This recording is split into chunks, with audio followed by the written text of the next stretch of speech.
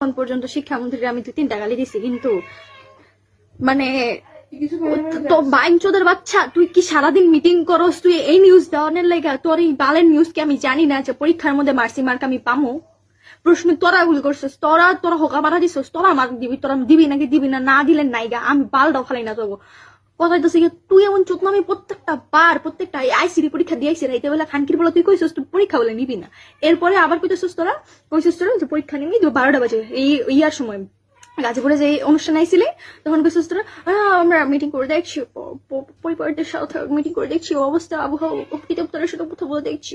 Okay fine, দেখলাম। তুই এবার 7টা বাজে ঘোষণা দিছিস যে পরীক্ষা যার মধ্যে হবে, পরীক্ষা দিতেই হবে। ওকে ফাইন, রাইতে বেলা 1টা বাজে মাদার চোদের বাচ্চা তুই হইতেছিস গিয়া আবার মিটিং বলে করস। তোর তুই তো মিটিং তোর হেডার ভিতরে বলে রাখ, তুই এক কথায় কইতে থাক, কয়ে রাখ পোলাপাইন যে আমরা মিটিং চুদি না, তোমরা ভাই পরীক্ষা দিতে হবে এন্ড পরীক্ষা দেওয়ার পরে হচ্ছে তোমাদের রেজাল্ট যখন দিব তখন হচ্ছে বিগত সরকারের আমলে শিক্ষার্থীদের পড়াশোনার অবস্থা ভালো ছিল না দেখে আমাদের শিক্ষার্থীদের পরীক্ষা খারাপ হয়েছে, হয়তো রেজাল্ট এরকম খারাপ হচ্ছে। ইনশাল্লাহ পরিবারের বেসের থেকে পেছের শিক্ষার্থীরা ভালো রেজাল্ট করবে। তোরে আমার তুই যদি ভাই এক বাপের জন্মের হোস না, তুই ভাই তোর লজ্জা শরম বলতে কিচ্ছু নাই, তোর নিয়ে কোনো কথা বলার কিচ্ছু নাই। তোর মাসলাম।